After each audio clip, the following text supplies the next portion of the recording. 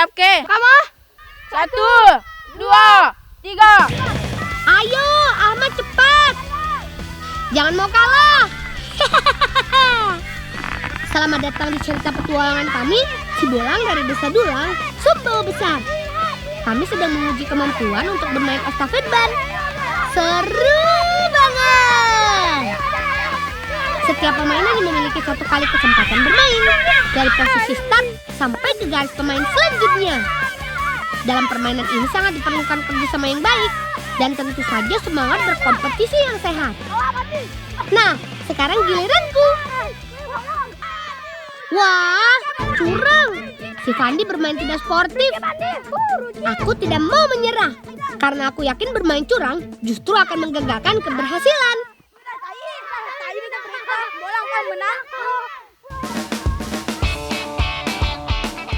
Hore! Tim kami berhasil menjadi juara.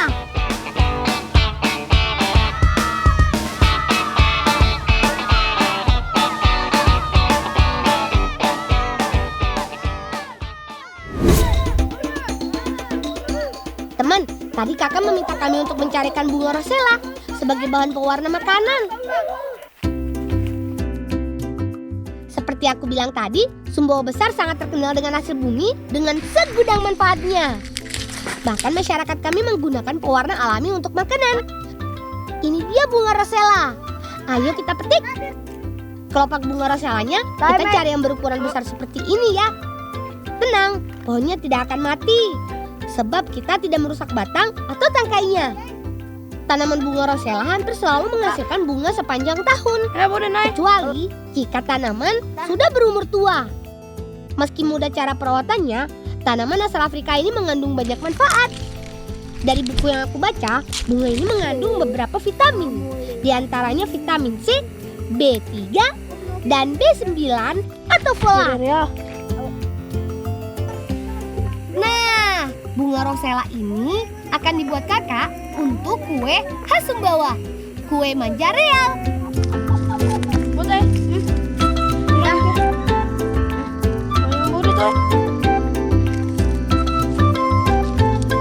Yuk teman, kakak pasti sudah menunggu kita. Ahmad, tenang ke? Tenang, mah, kita luwe. Oh, tan balik. Ayo mulai mah. Kami yang lima mangan dapat salut ya. Tenang mah. Di, nanti aku.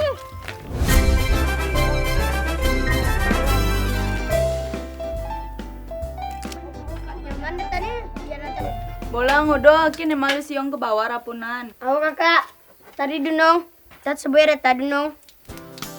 Membuat kue manja real membutuhkan banyak sekali biji kacang tanah. Maklum saja teman, karena kacang tanah adalah salah satu bahan utamanya. Menariknya, kali ini kami akan membuat manja real dengan tampilan baru. Manja real warna-warni. Yap, merah, kuning, hijau. Warna merah dari bunga rosella, hijau dari daun katup, dan kuning dari kunyit. Setelah dikupas, biji kacang tanah harus disangrai. Tidak perlu lama, cukup sampai berubah warna menjadi sedikit kekuningan. Jika terlalu matang, justru akan merusak rasa dan membuat penampilannya kurang menarik. Nah, sudah matang nih. Ayo duh, kita angkat. Bahan pewarna alami yang sudah dihaluskan selanjutnya dilarutkan ke air, supaya lebih mudah diadon dengan bahan yang lain. Bolang ka malis denan? Kamu? Ulu gula tres. Oh kak. Nah, setelah cukup halus, kacang dicampur dengan gula pasir. Lalu ditumbuk lagi sampai halus dan tercampur merata. Adonan yang sudah halus kemudian dimasukkan ke dalam cairan pewarna. Lalu diaduk sampai merata.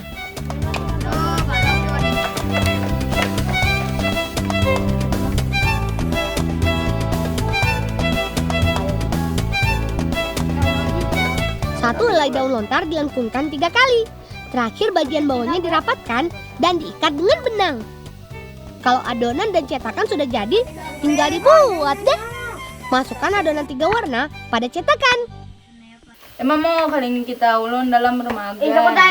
Gunung betlaki tulu paima deta. Memang tidak mudah sih teman. Harus sabar dan teliti. Kalau tidak, ya bisa malah jadi kurang rapi. Sayangnya setelah dicetak, kue belum bisa langsung dikonsumsi. Manja real harus dijemur. Jadi, hinggang sudah saya dan terus itu di kantor. Tenang, jangan kecewa dulu. Karena kami sudah punya manja real yang siap makan.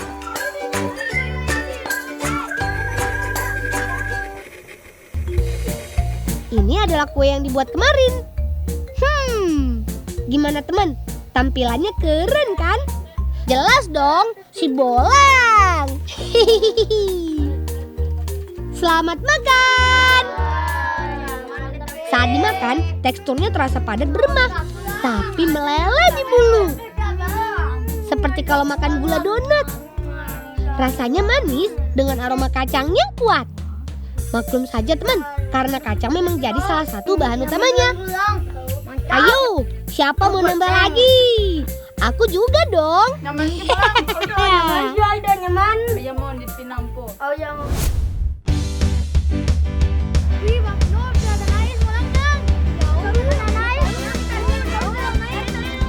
1, 2, 3. Mantap. Tali sudah terpasang. Yuk teman, kita ambil batang belunak. Sekilas belunak sangat mirip dengan batang bunga. Tapi belunak adalah sayur yang tumbuh liar. Sayangnya belunak tidak tumbuh di semua tempat. Belunak hanya tumbuh di sekitar aliran air dengan suhu sejuk dan dingin. Kawasan air terjun Piu 2 ini misalnya.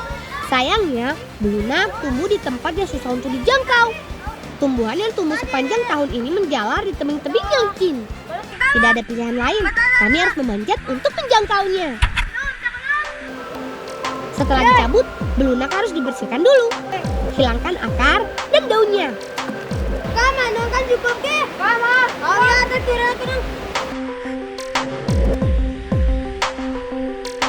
sisakan batangnya saja ya. Wah, sepertinya sudah cukup tuh. Ayo kita bawa pulang.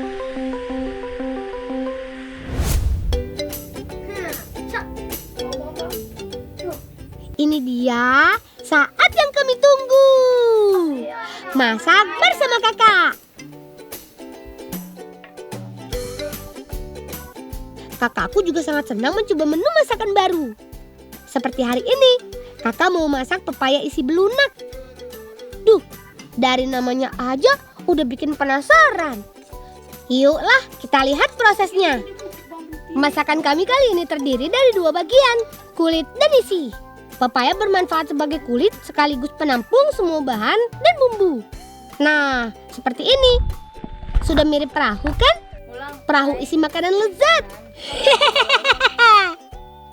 Yang kedua adalah isi. Isi terdiri dari belunak, potongan nanas, dan tomat. Potongan isi disiram dengan bumbu. Bumbu yang sudah dipotong dimasukkan ke dalam telur, lalu diaduk sampai sedikit mengembang. Kalau sudah, siram bumbu di atas potongan sayur. Kayaknya enak banget tuh. Tapi belum selesai. Masakan pepaya isi belunak masih harus dikukus. Bolang ketemu, tulung lalu masak ke bawah.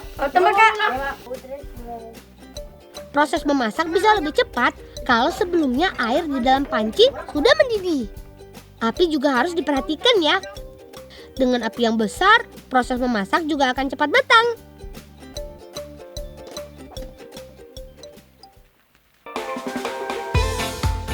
Tada!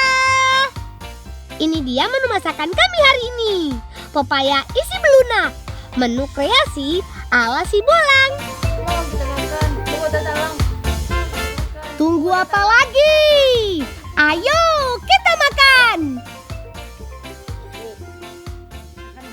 Kakak kan niat untuk amin full puasa tu lepas bebek pengayorong. Jadi bau lancar niat kakak. Yo saya lepas bebek akon. Siap-siap sama tangkap nih. Siap.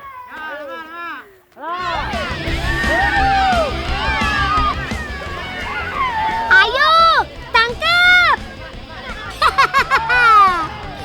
Seru kan teman? Ini adalah salah satu tradisi yang ada di desaku.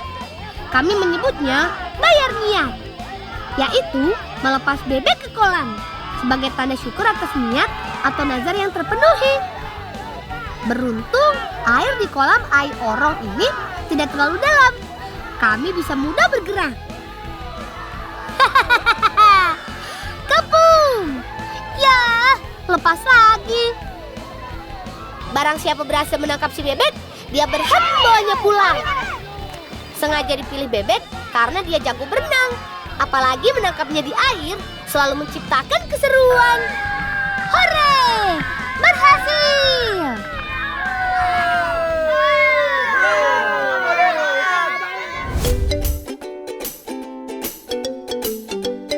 Selamat datang di desaku teman. Desa Mantar, Kecamatan Pototano, Kabupaten Sumbawa Barat, Nusa Tenggara Barat. Berada di ketinggian 630 meter di atas permukaan air laut, membuat desaku punya udara yang sejuk dengan pemandangan yang sangat indah.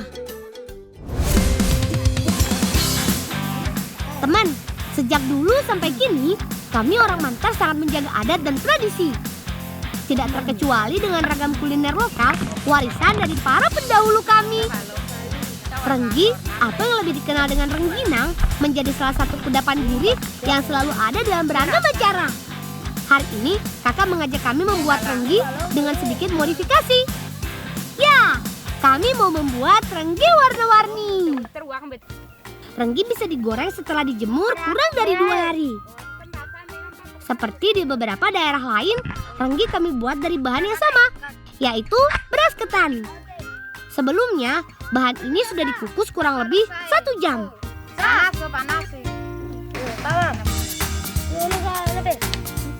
Selanjutnya, diadon bersama dengan pewarna.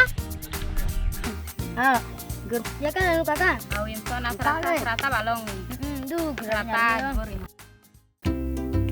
Asik, aku mau bikin renggi segitiga ah. Untung ada cetakan, membuatnya jadi lebih gampang. Nah, teman di rumah bisa mencobanya. Dijamin seru deh.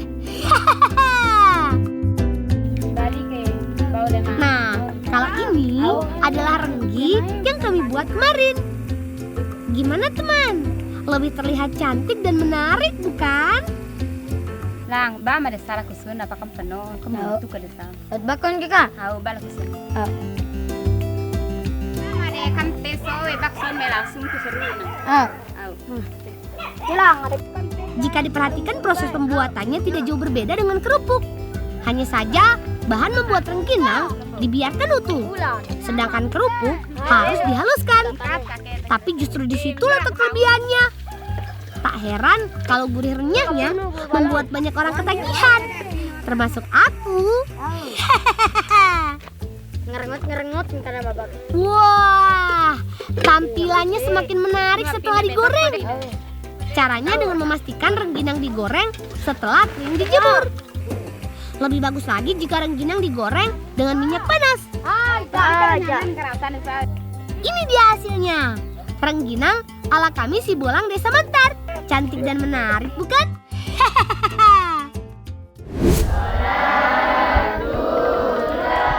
Teman, renggi ini hidangan yang biasa disajikan pada saat khataman Quran. Alhamdulillah, aku, Ansor dan Nabil berhasil khataman Quran. Bolang baca surat Al-Ikhlas. A'udzu billahi minasy syaithanir rajim. Bismillahirrahmanirrahim. Syukur alhamdulillah, kami berhasil menyelesaikan bacaan dengan baik. Keberhasilan ini tentu saja tidak bisa kami raih tanpa dukungan dari guru ngaji dan doa dari kedua orang tua.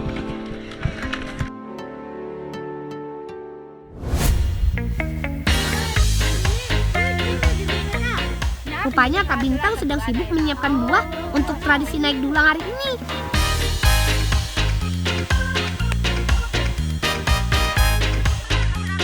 Ansor, Nabil, tangkap ini ya.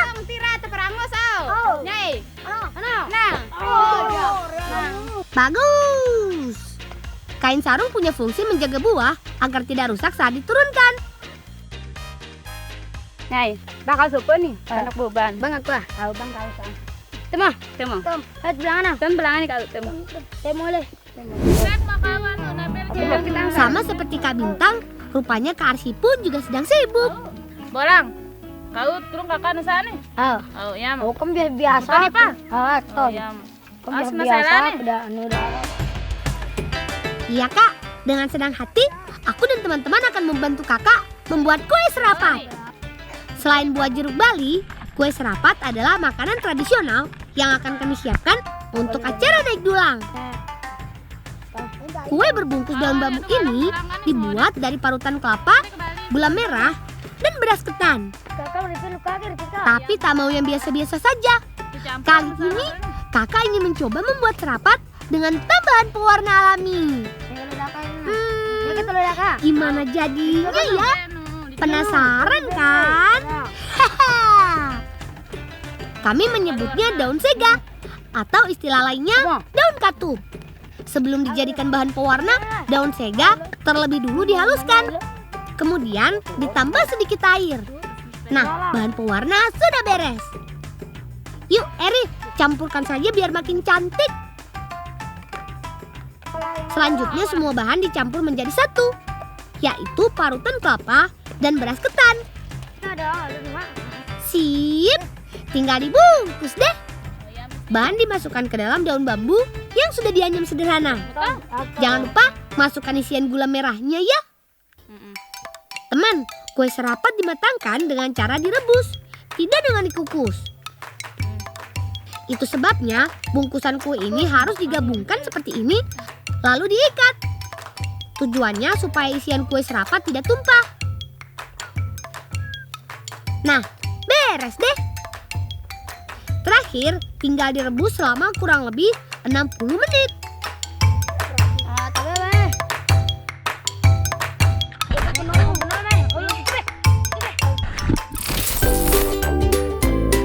Ini dia kue serapat, salah satu kue tradisional khas Mentar.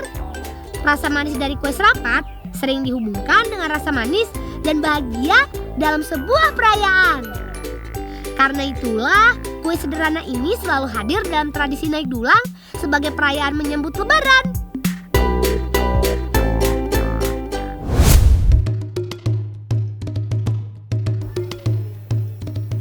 Asik bermain tidak membuat kami lupa dengan tradisi naik dulang.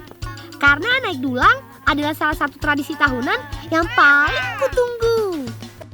Kakakku bilang, tradisi ini sering disimbolkan sebagai wujud rasa syukur warga desa Mentar karena telah dipertemukan dengan Hari Raya Idul Fitri.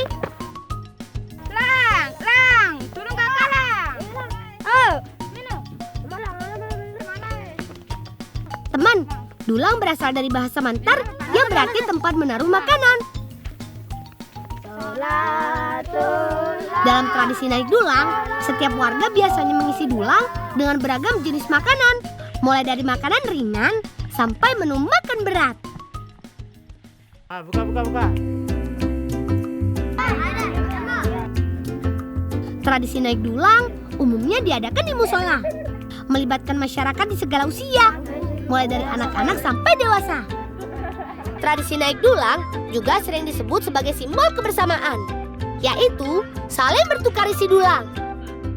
Uniknya semua pemilik dulang akan mendapatkan isi dulang yang lebih komplit, mulai makanan berat sampai sajian makanan ringan. Terakhir, dulang akan dibawa pulang ke rumah masing-masing untuk dinikmati bersama keluarga.